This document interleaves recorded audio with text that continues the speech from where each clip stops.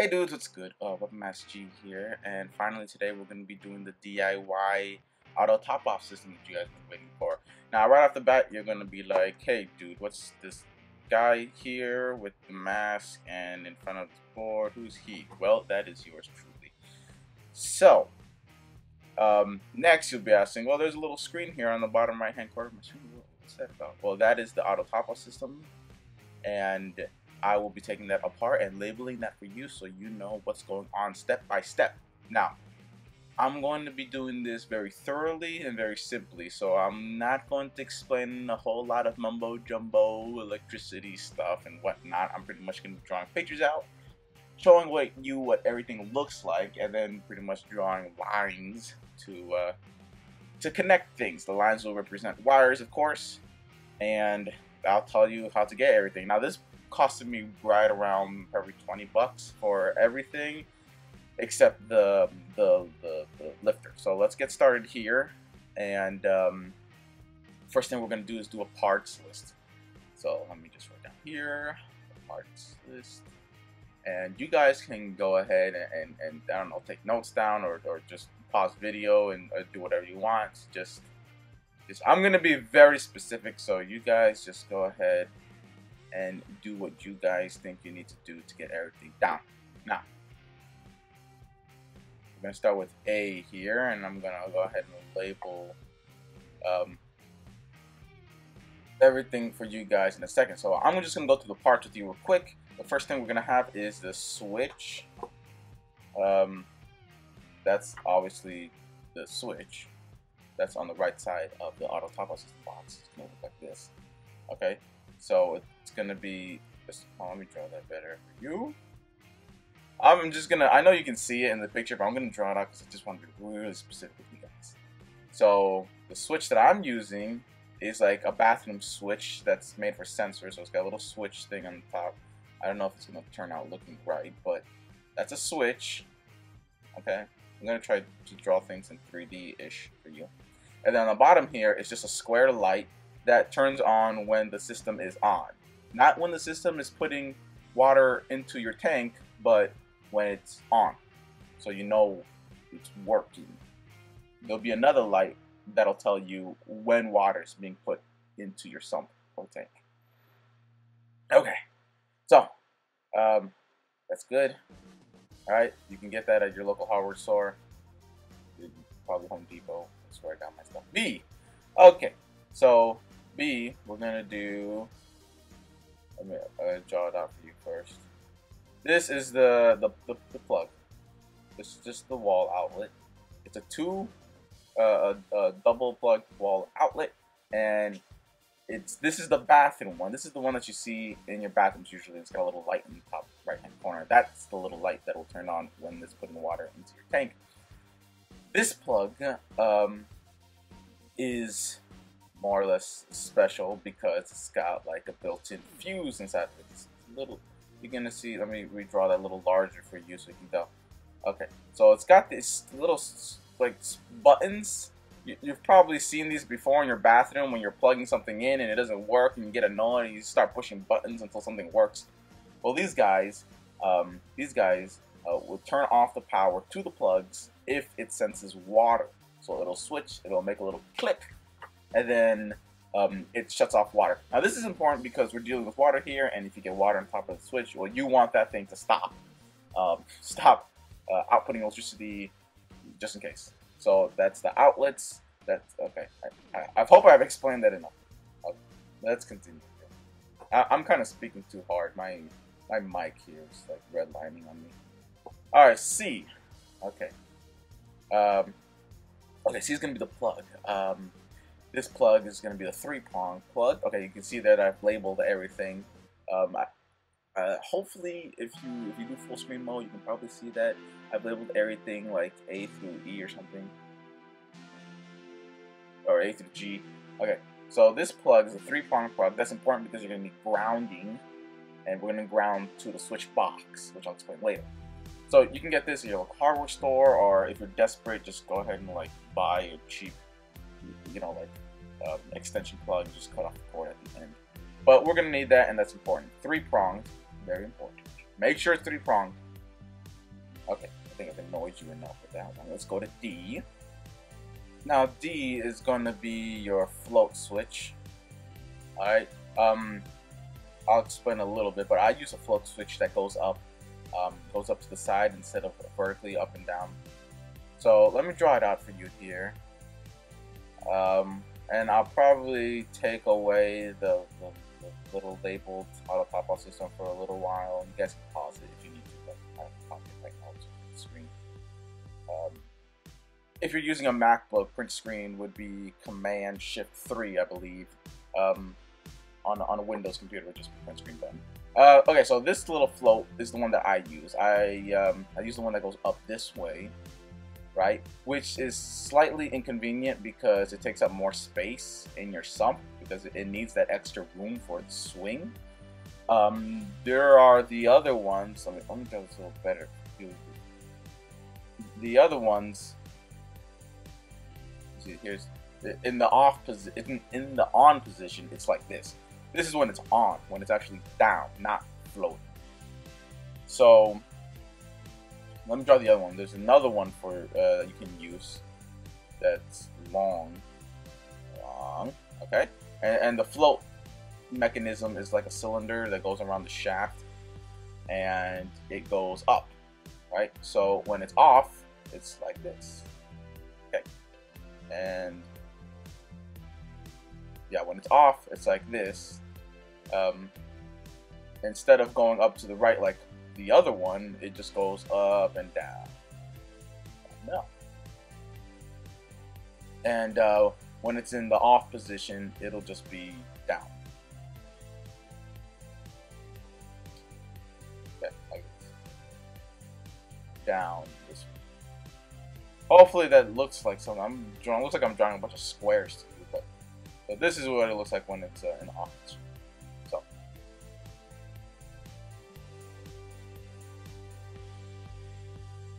Now there's something else that you can do. I'm gonna draw the wires here.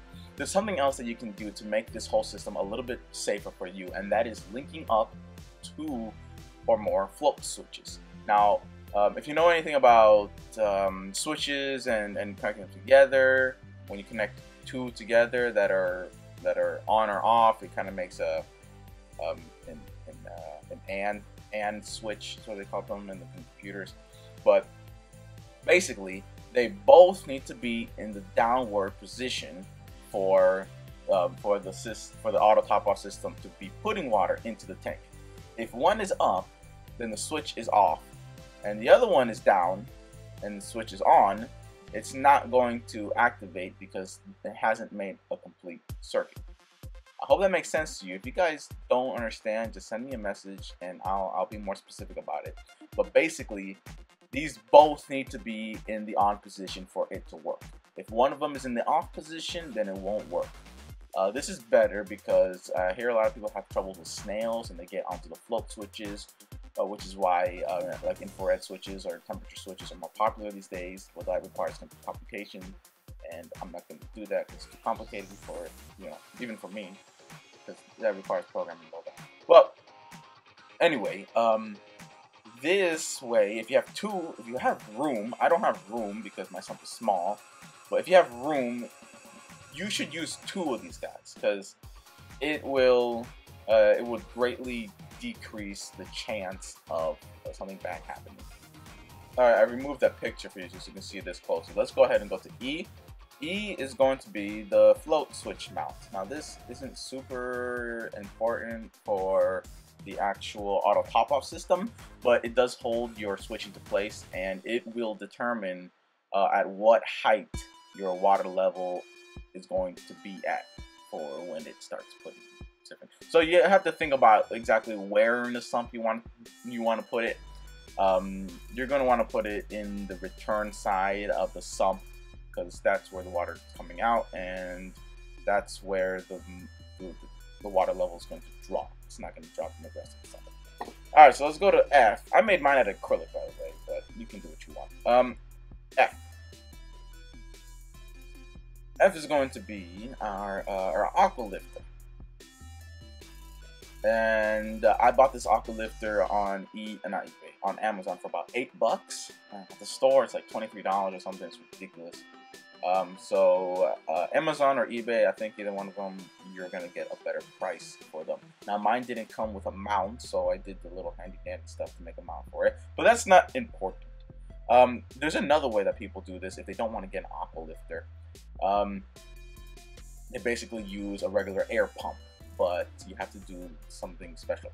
So I'm trying to draw like a container, which is going to be your reservoir. With the aqua lifter, you can just use anything you want. But here's a container, and this is going to be your reservoir. Okay. Now, what I've seen some people do. Now, this is a little bit dangerous with the fact that you have to be kind of handy to do this. You have to be very careful when you do this, and I'll explain that in a second. But basically, here's an air pump. Beautiful air pump, I know. And we're going to run an airline tube. This is the air pump, and label this air pump. I'm trying to be very specific with you guys. I don't want to like ruin your guys' day with something. That is a messed up line. Okay. All right. If you guys need help, just send me a message or email or something, and I'll answer your questions as best as I can. Okay, so here's an airline tube, and a little rigid airline tubing inside, right? And trying to do my best here so it doesn't look like a mess. Yeah, I know I'm not nice. Okay, so this is an airline tube going into it, and it's gonna pump air into this reservoir, right? And here's another airline tubing, and this is going to be the output. This is going to be where the water comes out. So basically, what happens is the air pump is going to pump air. So I'm going to adjust some arrows, pump air here, alright? And what happens is that as the air is pumped into the reservoir, the pressure, it is air pressure, but the pressure is going to build up inside this reservoir. So pressure is going to build up inside this, and then the water is going to want to escape. So it's going to escape through the tube. It's gonna escape through the output of the tube to equalize the pressure.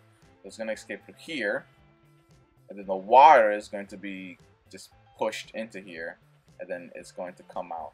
So then it equalizes the pressure,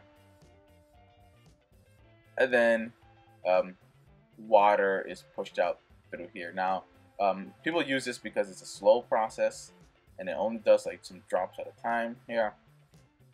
But again, it's kind of dangerous, because not dangerous like it's gonna like destroy your system or anything. It's either not gonna work or it's gonna work. You see, because it has to be airtight.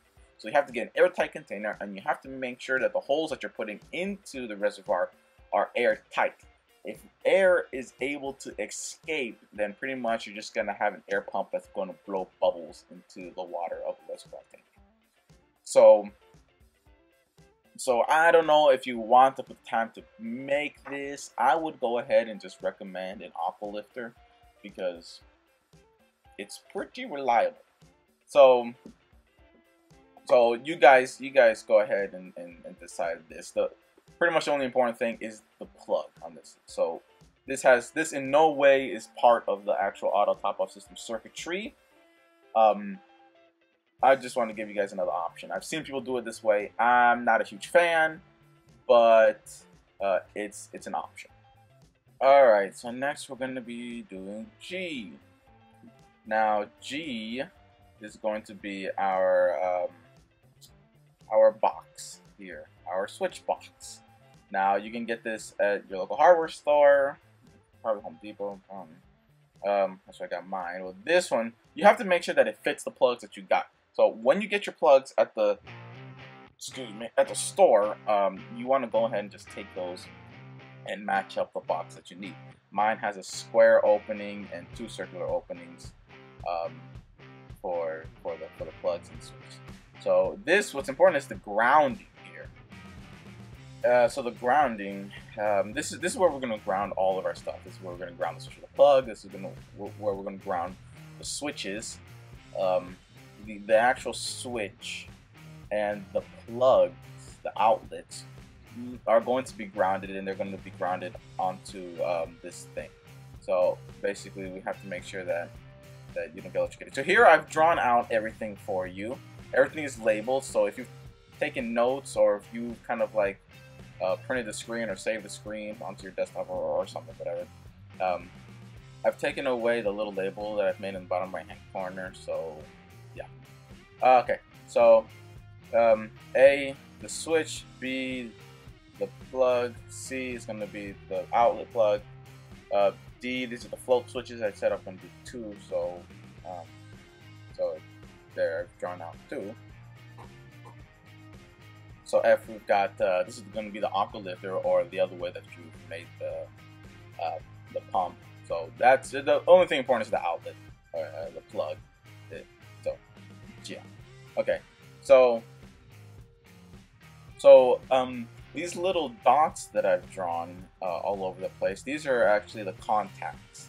These are the little screws that you're going to unscrew and rescrew to hold the wire onto the switch and onto the outlet plug. So these are going to be important because this is how you can do all your circuitry wiring stuff.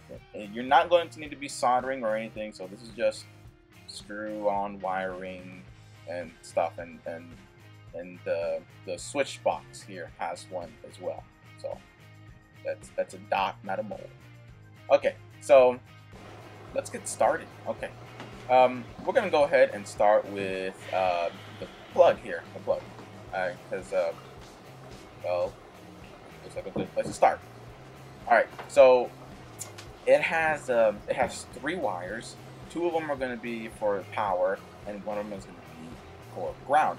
You'll be able to tell that because the ground is going to be green. It's going to be green, and it might have a little wire through it. But that's going to be that 3rd prong that you see in the wall that nobody really knows what it does. So this is going to be grounding. So you're going to ground that right into the switch box. Now, like I said before, we're using the switch box for grounding.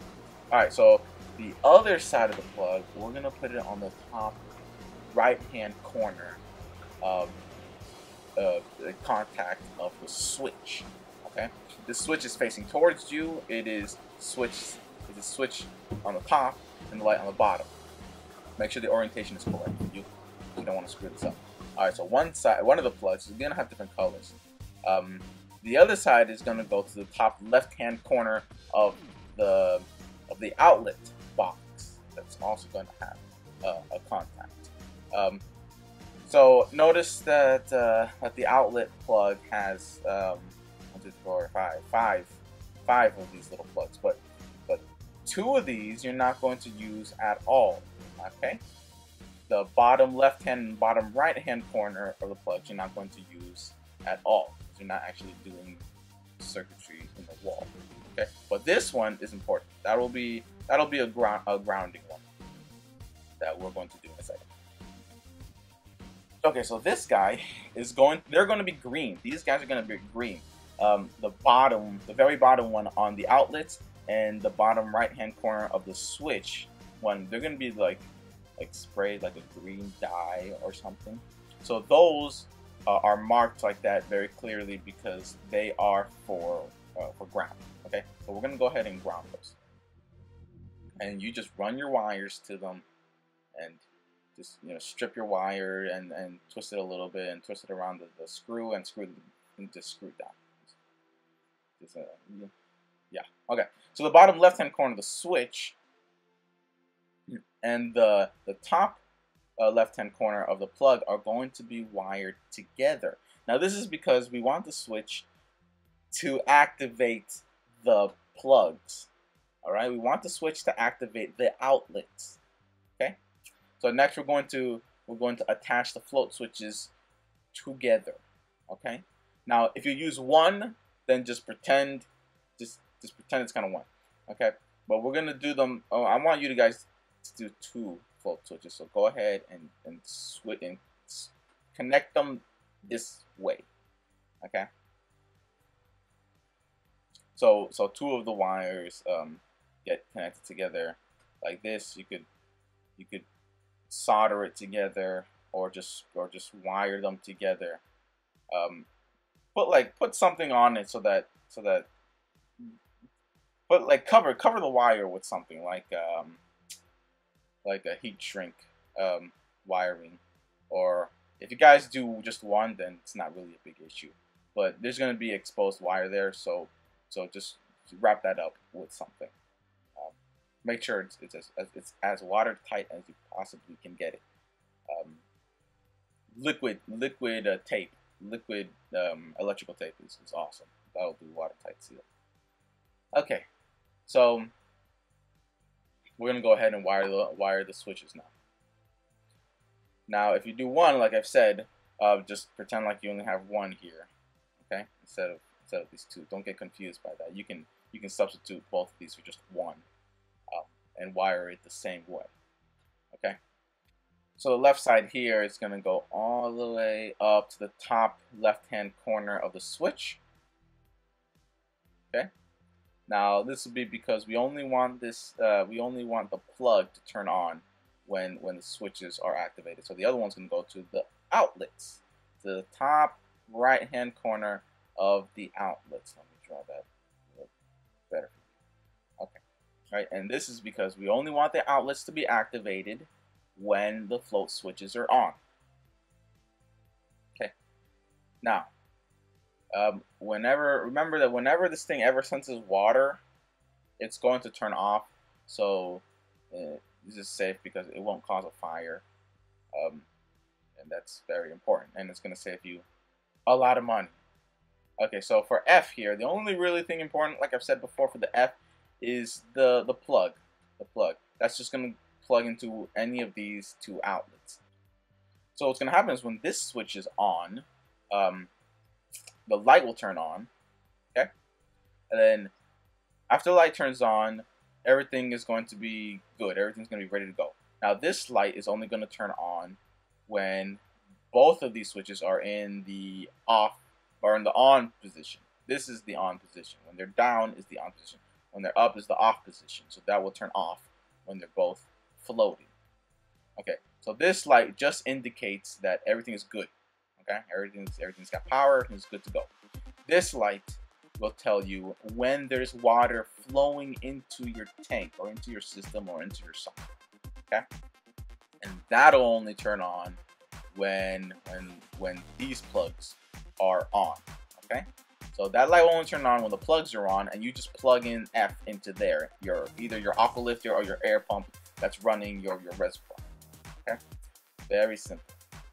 And congratulations, guys, you've done your own DIY auto top-off system. Now that's about it for that. If you guys need to pause the video anytime, go ahead and feel free to do that. I'm just gonna erase this, and that'll do it for the end of this video. If you guys need any help or anything, feel free to send me a message or comment. Feel free to send me a message or a comment. I'll definitely do my best to reply to you guys, if it's possible. Definitely, if you send me an email, weaponmassg7@gmail.com. So, thank you guys so much for watching. I really do appreciate the support. When you comment, it motivates me to do more videos for you guys. So please go ahead. I know this video was kind of long, but I appreciate your patience. It's gonna be like 26 minutes and 33 seconds long, but something like that.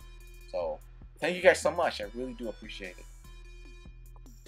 So please, guys, do give me a thumbs up on this video if you liked it and you'd like to see more like this. It really does motivate me to do more. And please send me ideas. I'll totally try to do them. If you've heard of something good that'll work. So do give this video a thumbs up if you liked it. So please mash that thumbs up button if you like this video. Also, hit that subscribe button as well if you like to be updated with videos that I do, and comment. Please go ahead and give me more ideas for me to do. I really do enjoy doing this for you guys. So thank you guys so much for watching, and don't forget to wait up for the next video, dudes. See you then.